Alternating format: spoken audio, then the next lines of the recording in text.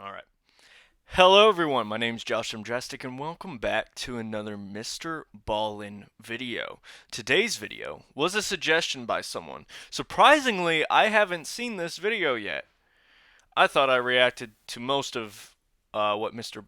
Ballen had to offer, but apparently I haven't seen this one. Part 6. So it's called Top 3 Photos with Disturbing Backstories, Part 6. I watched Part 5, and apparently I just skipped over Part 6. Uh, I probably skipped over a bunch of other ones, but it's kind of cool that someone actually went through and found one that I haven't reacted to yet and offered it to me. So that's awesome. Thank you. You are amazing. We're at 193.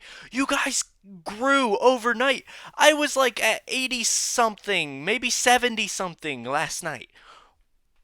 What is going on? Where did you come from? I'm happy to have you here. Hugs all around. Like awesome. But holy cow. Like I'm shaking cuz I'm like, "Whoa. It's just you guys just flooded me." I look at it this morning and I'm like, "Oh my gosh, we're almost at 200 subscribers." I'm going to have to post the special video at 200 subscribers and do a live stream at 200 subscribers. And we're almost there. Literally, just someone 2 seconds ago subscribed to me, and now we're at 193. And I was like, oh, we're almost there. We're almost there. Oh my gosh, I'm not ready for it. I'm not ready. I mean, I'm ready for it, but at the same time, I'm like, oh, I'm not ready for it. I want to like edit it. I want to edit the video a bit more. I want to make it perfect, you know? Oh gosh, that voice crack. But anyways, without further ado, this video is 16 minutes long. Wow, I got a lot of voice cracks today. Maybe I just have a little frog or something. Make sure you have your water with you. I got mine, don't worry. And yeah, I'm really excited. I loved all the feedback I got on yesterday, or today, this morning basically.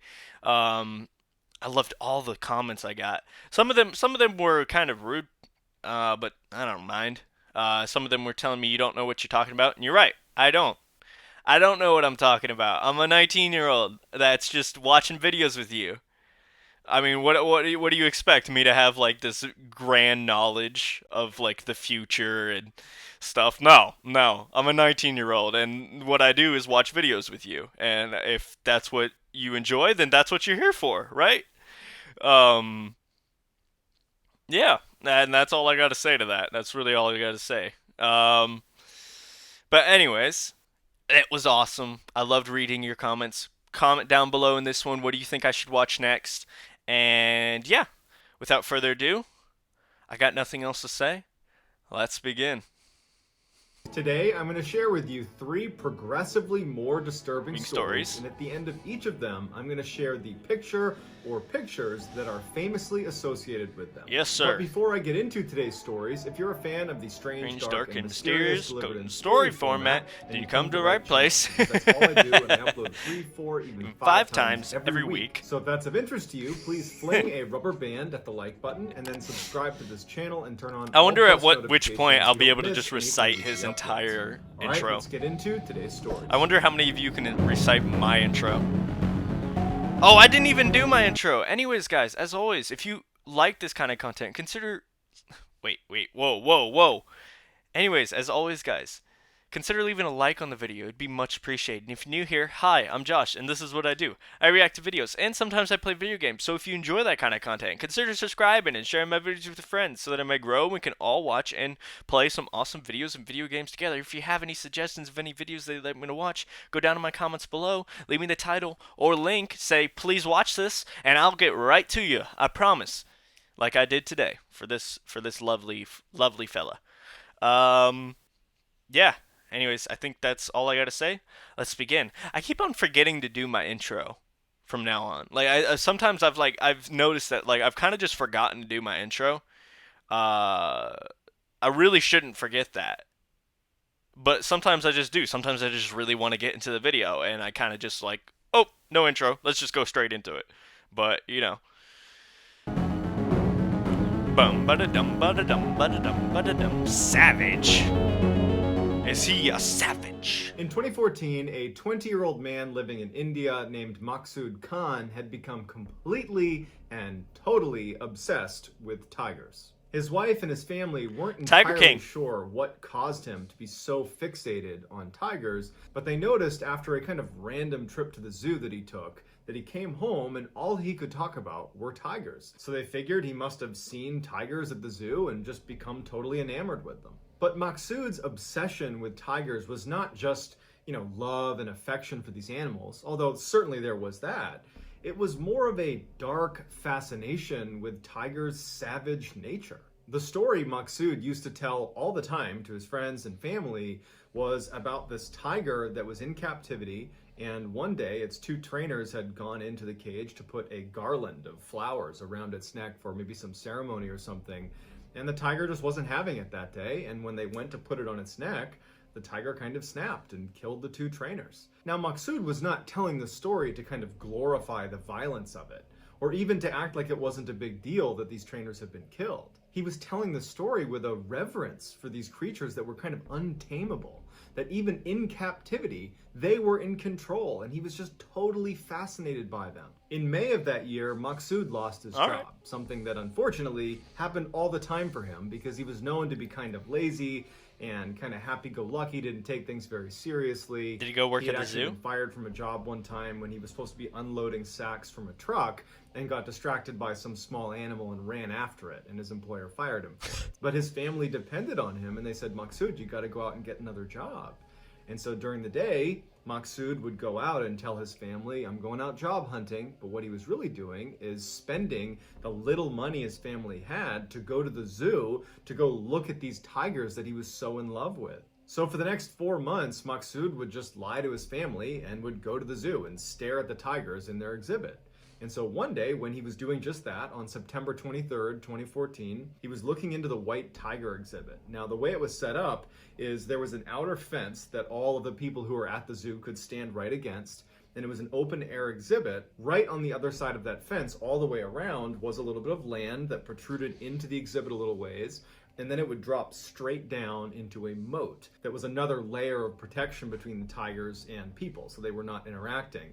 If you continued straight past the moat, it would go back up again to this little island right in the middle of this exhibit where all the tigers would spend all their time. For some reason that we don't fully understand, although one could guess that it was simply because Maqsood wanted a better look at the tigers, he climbed over that first fence, the one that no visitors are allowed to cross. And he walked to the edge of that piece of land that sits over that moat. And he's looking down at the tigers, and the guards are telling him to go back, get back on the other side of the fence. All of the other people that are there watching the tigers as well, the other visitors, they're saying, hey, come back, don't do what you're doing. And at some point, Maqsood fell 15 feet into the tiger enclosure. Immediately, an alarm goes off, waking up the tigers in their habitat. So they don't know what's going on. They're kind of looking around. And the people that are watching this happen from the safety of behind this fence, they're screaming and yelling, and they're trying to get security to come over, and they're trying to save this guy. It's just chaos. But what's really happening is they're totally inciting the tigers to see what the heck's going on. And very quickly, one of the tigers notices that there is now a person, Maqsood, who's in the moat. And the tiger jumps down into the moat and walks right over to Maqsood. And Maqsood is sitting there, and he's absolutely terrified. And people said that he was just praying, and he's huddled up against the side of the moat. And the tiger's just looking at him. The tiger's not showing signs that it's going to harm Maqsood. But the people that were watching this happen, that are on the other side of this fence, are either taking videos and pictures of the event, or some of them begin picking up rocks and throwing them at the tiger to try to, I guess, get the tiger to leave Maqsood alone. 10 minutes goes by of people throwing rocks at this tiger, and the tiger gets really upset. And so what do you think happens once the tiger gets upset? It attacks Maqsood. The tiger clamped down on Maqsood's neck and dragged him over to a grassy kind of hidden section within the enclosure. And by the time the staff finally showed up with a tranquilizer gun, it was too late for Maqsood. He was already dead. Here is the final picture of Maqsood after he's fallen inside of that moat. This is taken moments before this tiger would ultimately attack and kill him. The police would ultimately charge the zoo staff with death by negligence for their incredibly long response time and for not having any alternative rescue methods in place. Yeah, it is technically the zoo's fault. They had plenty of time to save him, I'm sure. Uh, eh, yeah. And shame on the people for throwing the thing at the tigers, because that's not gonna make them leave him alone. I mean, I understand where they're coming from. Like, they want to save Maqsood, uh, but you're just making the tiger mad because it ain't gonna leave him alone. Yeah, I don't know. I don't know if he would have stayed fine if the tiger would have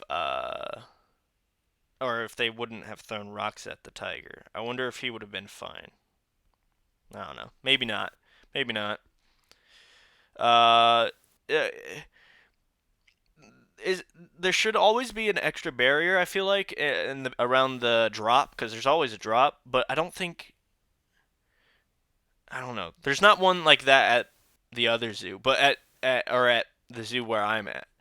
But the zoo where I'm at uh has bigger fences. So, they can't so that you can't really, I mean, you can still get over it, but it's going to be a hassle and someone's probably going to stop you. Um but yeah, big wave. Are we talking about a tsunami? John and Jackie Knill were a Canadian married couple that loved traveling to Thailand. In fact, they went there so often and loved it so much that they considered it their second home. In 2004, instead of spending Christmas with their family back home in Canada, they decided, you know what, we're empty nesters, we're on our own, let's go spend Christmas in a place that we love that's also warm, Thailand. And so they settled on one of their favorite spots in Thailand called Khao Lak. It's this beautiful beach town. They'd been there many times, and so they were pumped. On Christmas Day, they called their family and said they're having such a great time. The weather is beautiful. They have this wonderful beach right in front of them. And by all accounts, their vacation seemed to be going really perfectly. On December 26th, the day after Christmas, the couple woke up and decided to head down to the beach to spend the day lounging on the sand. I want to see him wear a green shirt one time. Sorry, I wasn't paying attention. Beach, which was right outside of where they were staying, they saw this huge crowd of people standing on the sand. Okay. And even though it was early in the morning, John and Jackie knew immediately why they were down there. It was an extremely low tide. The water had receded so far that normally that it means was a spectacle. that and so there's they going had to be a their big digital wave. camera with them, and they just started taking pictures. Bad idea. What John and Jackie and the people down on the beach seem not to have realized is that extreme low tide is actually an early indication of a tsunami tidal wave, where the water basically gets sucked way out in preparation for a massive wave. Yep. What John and Jackie and everybody down on that beach should have been doing that morning is turning around and running inland as far as they possibly can go and as high as they possibly can go. But they don't do that. In fact, it looks like no one has any idea what's about to happen. And so John and Jackie continue to take pictures, and you see this massive wave coming closer and closer with every picture they're taking until it wipes out everybody down on the beach and eventually wipes out John and Jackie. They would be swept away to their death along with 230,000 other people. John and Jackie's camera would be found on the beach a month later.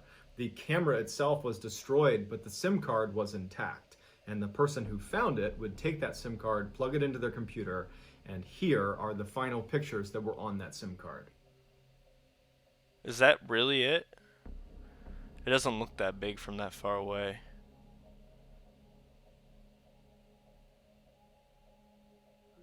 I don't know. It doesn't look that big, to be honest. It is a big wave, but John Jones and his must family be bigger were in avid person. spelunkers, which is a term given to people who explore underground caves. In November of 2009, 26-year-old John was back home in Utah celebrating Thanksgiving with his family. During his visit, someone in his family suggested they go cave exploring like old times as a way to kind of reconnect. Okay. And so John, along with his younger brother Josh, who was 23 at the time, Josh, and 9 other friends and family got together and headed off to Nutty Putty Cave, which was a very popular spelunking location funny in name. their area that no one in his family had actually explored. On November 24th, 2009, around 8 p.m., John and his brother, along with the rest of their friends and family, enter Nutty Putty Cave. Okay. And they make their way to the section called the Big Slide. It was not particularly challenging, and John, even though he had not been cave exploring in a really long time, felt like he could do something more difficult. So he and his brother decide to split off from the main group and make their way over to the most challenging section of the cave, known as the birth canal. So John and Josh start making their way over towards that section of the cave. They have a map and they're kind of trying to follow as best as they can. And John, who was leading the pair, stops when he gets to this waist-high hole in the wall that he believes is the entrance to the birth canal. When John was growing up and he used to go cave exploring with his family, he was much smaller. He was a kid. Now he's a grown man. He's 6 foot, over 200 pounds, but he still had the mindset of when he was a kid. And so like a child, he sees this hole and literally goes headfirst into it without any second thoughts. So John begins painstakingly inching his way down this tunnel that's completely tight on his body. His arms are pinned under his body, and with every movement he's making, he's getting tighter and tighter. But he's convinced that this is the birth canal and that it just takes certain people that are brave enough to push past that discomfort, that claustrophobia, that if you just push past this tight section, you'll get to a place where it opens up. So John, believing this is the birth canal, kept going farther and farther into this tunnel until he's completely wedged. He has a little bit of tunnel still in front of him that actually kind of bends down in front of him. And he thinks, man, that's it. I just gotta go all the way down there and I can get into that opening. And so he's caught up against a lip of rock that's underneath his ribs. And so in order to get past it, he breathes all of the air out of his lungs and he pushes himself just past the lip. And then he breathes in again, and his chest expands, and his rib cage is literally caught up on that lip because he's now moved past it. He can't bring himself back over the lip. And what's worse is as soon as he got over that little lip, he got a better view into this hole he was going down, and it dead ends. It just gets to a point. There was nothing there. It was not the birth canal. It was an unmarked tunnel somewhere in this cave. So he's trapped, and he knows it. And to make matters even worse, John was almost completely upside down. John yells to his brother and says he's stuck. Josh starts going down this tunnel and he almost immediately gets stuck. And from where he is, he can barely see his brother, who's way down this tiny little tunnel. And he knows that if he's stuck up here, his brother's really stuck. This is a very, very bad situation they're in. So Josh barely gets himself out of this tunnel and he yells to John that he's gonna go get help. But it would take 3.5 hours for the first rescue worker to arrive on scene because they are way down into this cave. This is not an easy to access area. Susie Matola was the first rescue person, and when she arrived, she said, "Hey John, how you doing down there?" And Susie would say that John sounded very distant, and he just said, "Hi Susie, thanks for coming, but I really, really want to get out."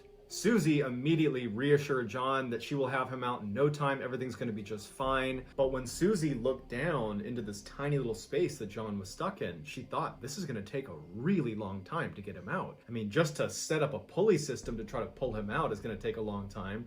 And then inching a 6 foot, 200 pound man out of this tiny space, that's going to take hours and maybe even days. But unfortunately, John didn't have the time. The human body is designed to be upright, with gravity helping your heart pump blood to the rest of your body. When you're inverted, blood pools in your brain and your heart cannot work fast or hard enough to get it out in time, and so it eventually causes your body to shut down. So when the trauma physician saw that John was inverted and he had already been there for 3.5 hours before rescuers even got to him, he told Susie and the rest of the rescuers that John maybe has 8 to 10 hours left to live. The rescuers tried everything to try to get John out of the cave. They put a rope around his legs and tried yanking him out. Didn't work. They set up an elaborate pulley system. It barely worked, but they kept falling out of the wall, and so it was taking all this time just to get set up, only to move him a fraction of an inch. They got drills and chisels, and they went down into the tunnel and began trying to chisel John out. But again, it was almost negligible progress, and it was just taking too much time.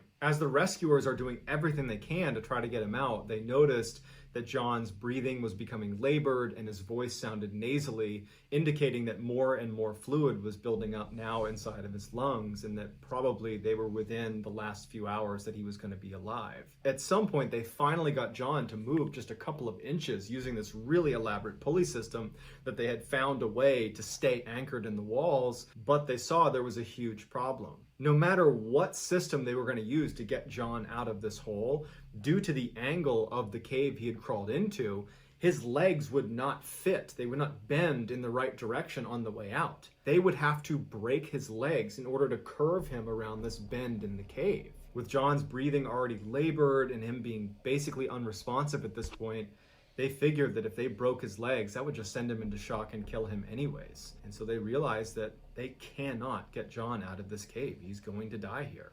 27 hours after John had become stuck, he became unresponsive and he was declared dead. The 26-year-old medical student would leave behind his wife as well as their 1-year-old daughter, and his wife was due with their second child in June of the following year. Following John's death, Nutty Putty Cave was sealed off with cement, and John's body is still inside Nutty Putty Cave to this day. And here is a picture of John exploring Nutty Putty Cave before he ultimately made his way over to that fateful tunnel that he went in head first and ultimately They didn't even inside. get him out. So that's going to do it, guys. Let me know what you thought of these 3 stories, and I will pin the best comment at the top of the comment section. If you enjoyed today's video and you haven't done this already, please fling a rubber band at the like button and also subscribe to my channel and turn on all notifications so you don't miss any of my weekly uploads. If you want to get in touch with me, you can direct message me on Instagram or on Twitter.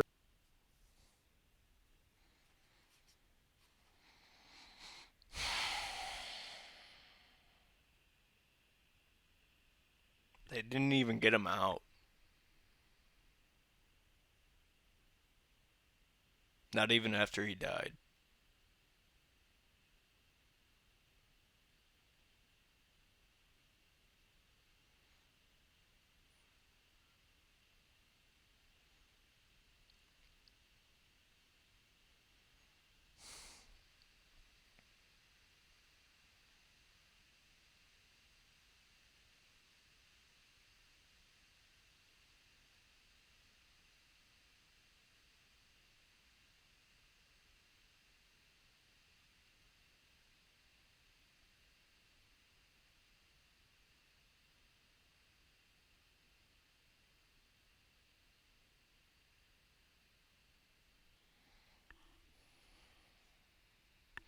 I have nothing to say.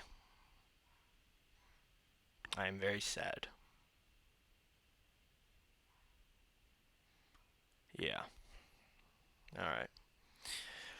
Anyways, everybody, stay strong, everyone. Stay safe. Wear your seatbelt, wear your helmet, wear your mask. Don't point the flashlight behind you. Don't look into haunted mirrors. And don't crawl into tiny little spaces and caves. And as always, have a nice day.